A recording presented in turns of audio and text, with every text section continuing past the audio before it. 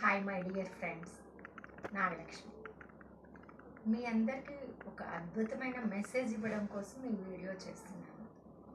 అందరూ చాలా డిస్టర్బెడ్గా ఉన్నారు.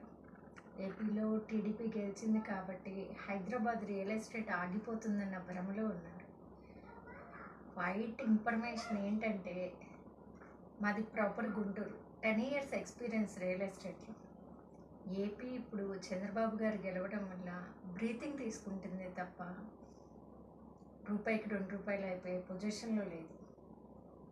ప్రీవియస్ రూపాయి ఇన్వెస్ట్ చేస్తే 10 పైసలకి పడిపోయింది. అది మళ్ళీ రూపాయి అవుతుందే తప్పితే ఒకేసారి 2 రూపాయలు అవ్వదు. ప్రాక్టికల్ నాలెడ్జ్తో ఆలోచించండి. హైదరాబాద్ డెవలప్మెంట్ ఎప్పటికీ ఆగదు, ఎందుకంటే ఇక్కడ ఎంప్లాయ్మెంట్ ఉంది. ఆల్రెడీ హైటెక్ సిటీలో 12 లక్షల మంది ఎంప్లాయీస్ ఉన్నారు. రాబోయే నియోపోలిస్లో ఇంకో 12 లక్షల మంది రాబోతున్నారు.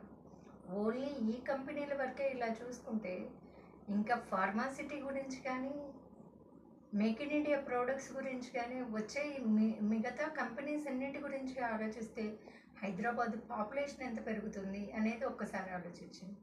అంతేకాదు, ఏ స్టేట్లో కూడా ఇంత డెవలప్మెంట్ లేదు. హైదరాబాద్లో డెవలప్మెంట్ అనేది సూపర్ ఉంది. కాబట్టి హ్యాపీగా ఇన్వెస్ట్ చేయండి. హైదరాబాద్లో ఇన్వెస్ట్ చేయడానికి డిలే చేస్తే మీరే నష్టపోతారు. ఎందుకంటే ప్రైజెస్ అన్ని పెరుగుతాయే తప్పితే తగ్గవు.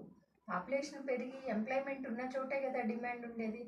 మనకి ఇప్పుడు ఏపీ కోలుకోవాలి, బ్రీతింగ్ తీసుకోవడానికి ఇప్పుడే మనకు అవకాశం వచ్చింది. సో నా ఊరు గురించి నేను తక్కువ చేసి చెప్పను. టైం పడుతుంది అక్కడ కోలుకోవడానికి. కాబట్టి ఈలోపు ధైర్యంగా ఇక్కడ ఇన్వెస్ట్ చేసేయండి.